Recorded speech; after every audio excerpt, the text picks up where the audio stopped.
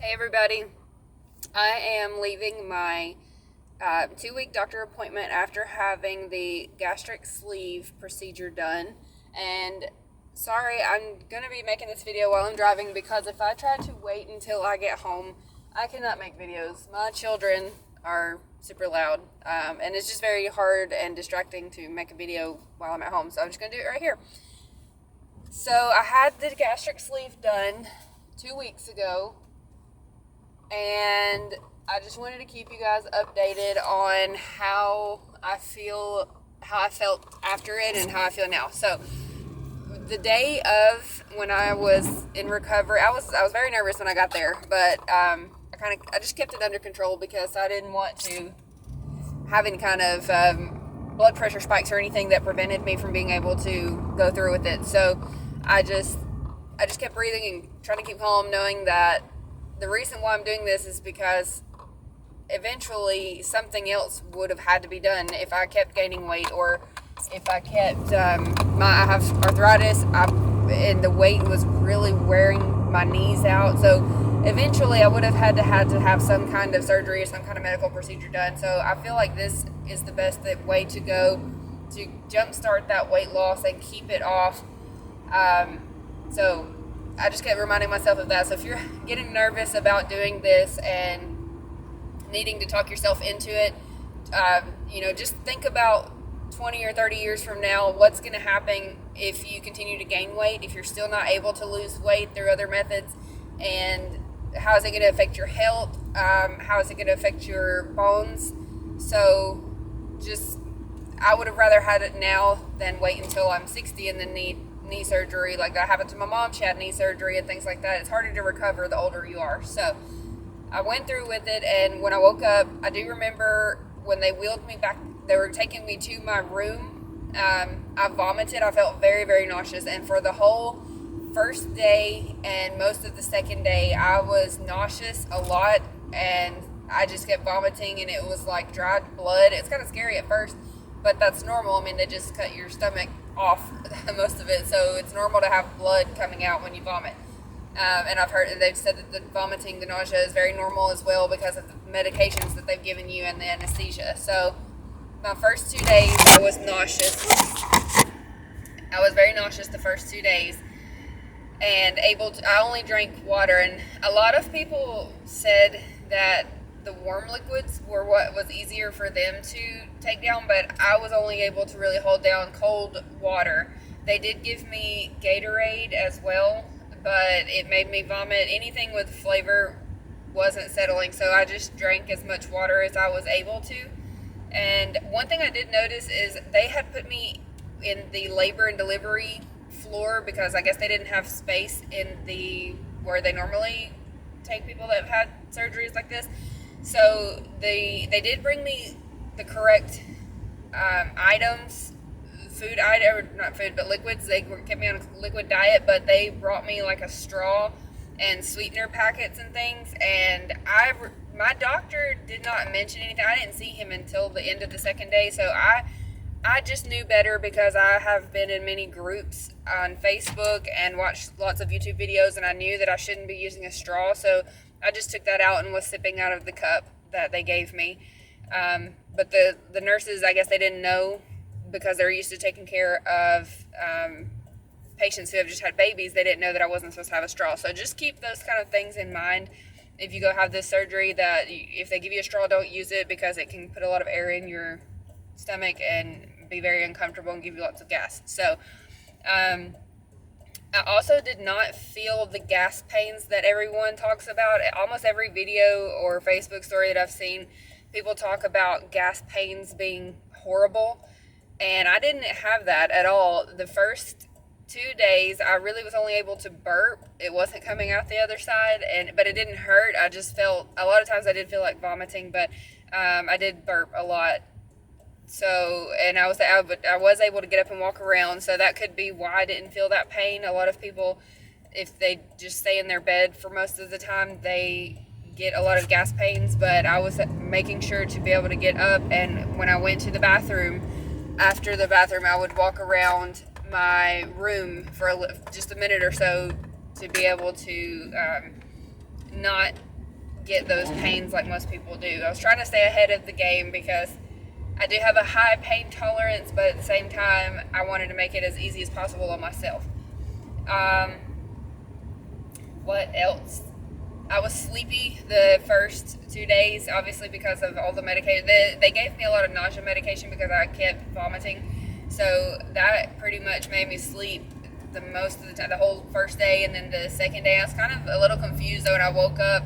I thought it was 3 in the afternoon and it was 3 in the morning. And I'm calling my husband at 3 in the morning, waking him up thinking that it was 3 in the afternoon. So I guess all of that was just due to the medications that I was taking and that was in my IV.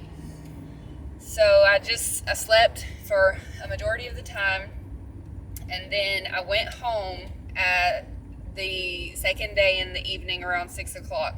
They made sure I was able to drink my water, and they gave me fluids and everything through the IV, and once I was feeling okay to walk around and not have the IV for fluid, and I was able to drink the water and keep it down, they let me go home. And I stayed in my recliner for a couple of days, and just getting up maybe every hour to walk around the house just to make sure that I wasn't going to get any pains from gas, and to make sure that I wouldn't get blood clots as well, because that can be an issue if you've had a surgery done and then you stay in the bed, or if you're just sitting down for too long, you could get blood clots, which could be very dangerous. So if you do this, just make sure you get up and walk around as much as you can. And then let's see, I know they gave me 4 days of clear liquids is what they told me to do for the first 4 days when I got home. So I had mostly just water. That was the only thing I was really able to keep down that wasn't making me feel sick the first couple of days. And then I did get some broth, just some chicken broth from the grocery store. I mean, different Walmart, Publix, wherever you go grocery shopping, they have a lot of different broth, but I stuck with the chicken flavor just because I know I like that. And just a tiny little bit, just a couple of sips at a time. And then after those 4 days, the doctor said I could do 4 days of full liquid, which is the creamier soups and things. So I did get, one of my favorites was I got a broccoli soup and a cheese soup, and just mixed those together. The cheese was in a can, and the broccoli is like a cardboard type container. I mixed those together, and that was really, really good to me. And I was able to hold it down just a little bit at a time. Maybe I have these small little Tupperwares that they measure 4 ounces, and I would drink about half of that, or eat about half of that soup, and then in a couple of hours eat the other half. And that did have to be pretty warm, because otherwise it made me feel nauseous. If it was cooling down, I had to warm it back up to be able to tolerate it. And I also added protein powder to that. It's called Isopure, Isopure. You can get it at a grocery store, or you can get it on Amazon, which is what I did. And I mixed that in with my soup, because another thing that I've learned from these groups that I'm in is that a lot of people lose their hair after about 5 months, and that's it can be from a variety of things. It can be from the medications, and it can be from the anesthesia. It can be from just not having enough vitamins in your body because you're not eating as much as you used to, and you're not getting all the nutrients that you should. So that's another thing that I was adding to my soup, is that protein powder, to make sure I'm getting as much as I can in the little amounts of food that I can hold down. And vitamins as well. Another suggestion, my doctor is pretty vague on what I should take, or certain brands and certain amounts of things. So he just had a multivitamin, and I was reading through a lot of the Facebook posts, and a lot of people suggested to get Flintstones vitamins, which I already had because that's what my kids take, but take 2 instead of 1. So I've been taking those since the very first day I got home, because I want to make sure that I don't become malnourished, and that I don't start having issues from not having enough protein and vitamins in my body. So I did take those, and I did not have any issues with them. It did not make me throw up. And I also have been eating fiber gummies, and those I got at Walmart. I think they're called Fiber One, and the reason for that is because a lot of people have constipation issues, or even if they're not constipated, they have a hard time using the bathroom. So the fiber gummies are supposed to help with that, and you can do stool softeners as well. I've not needed that, luckily. So, but I believe that the gummies are helping to keep everything regular, which you don't want to get backed up. If you're already not, your stomach's not in a good place as it is, it's healing, and then on top of that, being constipated is going to just make everything else more uncomfortable. So make sure if you get this surgery, do take some kind of fiber supplement or stool softener if needed. Don't be embarrassed, just do it. Because you would be more embarrassed if you have to go to the doctor. A lot of people that don't take care of themselves in the beginning, they end up going to the doctor and having to do different procedures to be able to get that out. So I've been okay in that area. And let's see, when I moved to soft foods after the 8 days of liquids, I've been trying different things I got, and I like the convenience of getting prepackaged items, but not heavily processed items. There's a big difference. I get from the deli at Walmart, there's egg salad and chicken salad that I bought, and the chicken salad comes in little 4-ounce containers, and the egg salad as well is it's not in small little containers, but it is small enough that it's not going to go to waste in my refrigerator, even if I'm just eating little bits at a time. Those have been good. They've kept me full, and they're soft. There's nothing that's going to hurt the inside of your stomach from, it's not going to damage it. You can't eat anything crunchy or anything like that. The doctor said he just wants everything to go down very smoothly. Just make sure you chew a lot. Excuse me. Let me get my drink. And to always keep a drink by your side. This is what I have right now, vitamin water. And I've been tracking every little thing in the app called Bariatric. So it lets me know, I can scan the food items that I'm eating, or if it's something that that doesn't have a barcode on it, you can enter in, like if you're making your own chicken salad, you can put that you got 1 ounce of chicken breast and maybe a teaspoon of mayonnaise or whatever it is you got, and then it'll add it up and tell you how many carbs and calories and fat grams and protein and everything that you've had in the day. Bariatric suggests 65 grams of protein a day. So I've been trying to make sure I get to that, whether it be with a protein shake or with food. I just try to make sure I get all that protein in, because that's what keeps you energized, that's what keeps you healthy, and that's supposed to be also what helps you with hair loss, and which is one thing that I really don't want to go through again. My hair fell out all across the front when I had my baby in 2020, and I'm really just now getting it. I was just now getting it back at the middle of last year until now. I still got short little pieces of hair from that, and now it might happen all over again, which is fine. And I know it comes with the surgery. I knew that before I got it, but if I can prevent it, I will. I've also started drinking coffee again, which my doctor said was fine as long as I can tolerate it. It doesn't make me sick. I do get half-calf Folgers. It's the little pods that go in a Keurig, and I mix together with that collagen. Excuse me. This drinking and everything still makes me burp a lot. I'm sorry for that, but the collagen powder I get is called Purely Inspired, and it is just a vanilla. You can get vanilla or chocolate, but I get the vanilla and I put it in my coffee instead of sugar and cream. I don't put anything else, just the coffee and the powder. And that also, collagen is to help with your skin elasticity and also with the hair and nails. So anywhere I can put some protein and vitamins in my meal, I'm going to do it. So the coffee with that, it tastes good to me. It tastes like creamer instead of having powder or liquid cream. So right now, 14 days out, what I've been eating and drinking is, first thing in the morning, I have the coffee with the collagen, which also has 18 grams of protein, so that's really good as well, because I'm starting my day out with a big chunk of protein. And then when I start getting hungry, I've tried a boiled egg with smashed avocado with it, and that's really good. I like that a lot. I tried tuna, the little packets, the individual packets of tuna with avocado squished together. That's really good. I put a little bit of seasoning on it. I have so many different kinds of seasoning, so just whichever one you like the best. But with the tuna, both the egg and the tuna, I was only able to eat half, and then maybe an hour later eat the other half. It's not something you can just eat all at one time, because you do have that small little stomach. So about 2 ounces at a time is what I'm doing right now. And I tried salmon, but I think it was a little too harsh. It just made me, after eating one bite of it, I started feeling like it was coming back up. I think that was maybe not soft enough.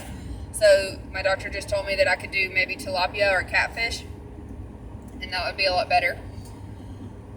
And what else? I know if you have any kind of vegetables, like I've had steamed broccoli, if you have any kind of vegetables that needs to be cooked, you shouldn't eat any raw vegetables for the time being until the doctor clears you, which I think is still going to be about 8 weeks, because they can disrupt your staple line that's inside the stomach.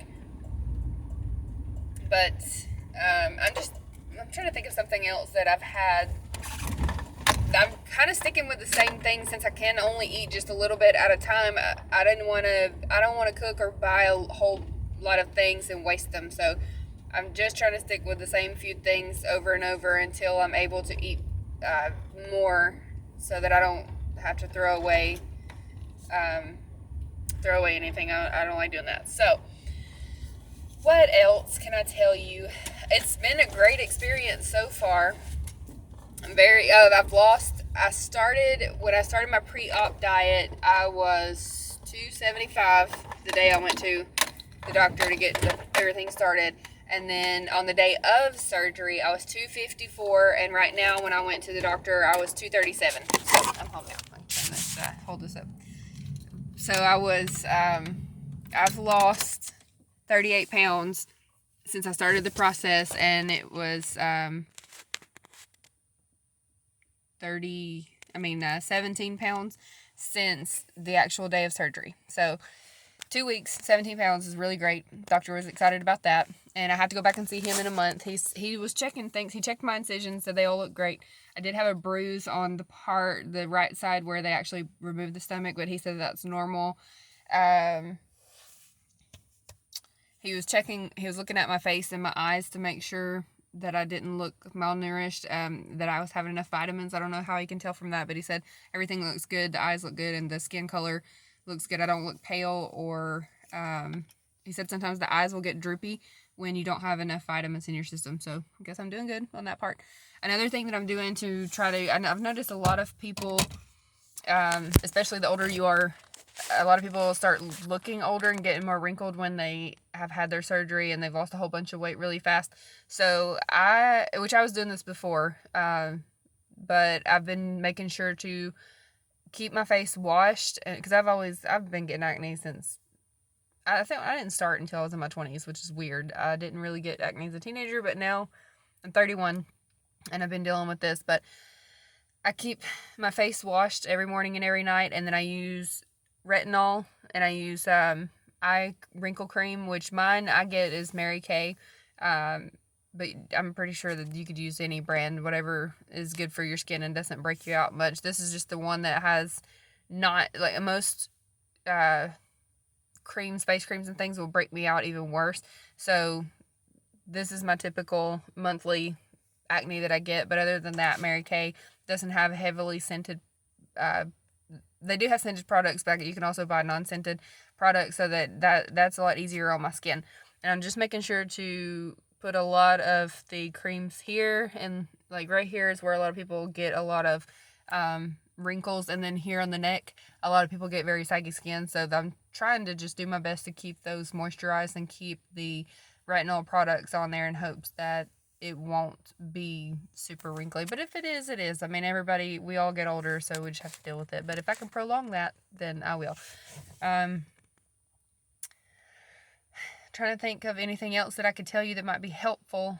It's only 2 weeks out, so it's not, I'm I don't have a lot of advice yet, and I don't have a lot of experience with anything yet because I'm still doing soft food. But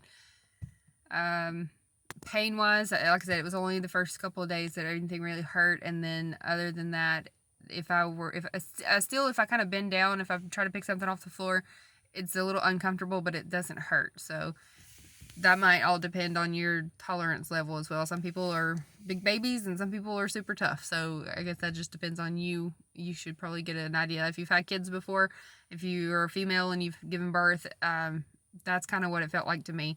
That the first couple of days, I just felt very uncomfortable. And then after that, I just slowly started getting better. But I don't know what else I can tell you. If you have any questions, you can leave a comment and I will get to that as soon as I can.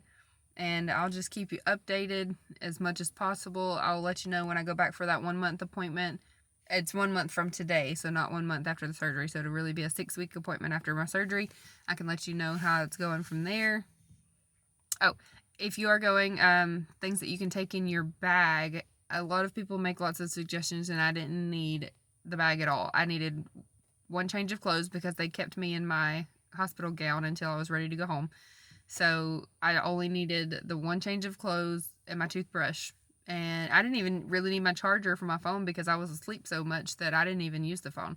But just take your phone charger if you think you might need it, and just your toothbrush. I didn't worry about my hair and makeup and all that stuff. That's not, I don't have to look good in the hospital. I don't hardly wear makeup anyways. This is it. This all you get is this mascara. But if you don't want to have too much there and to worry about, one change of clothes. Oh, I had some house slippers. So one change of clothes, some house slippers, and toothbrush. They take care of everything else. They give you blankets and everything you need. So, all right. If you have any questions, do let me know, and I will check back with you when I go to my 6-week appointment.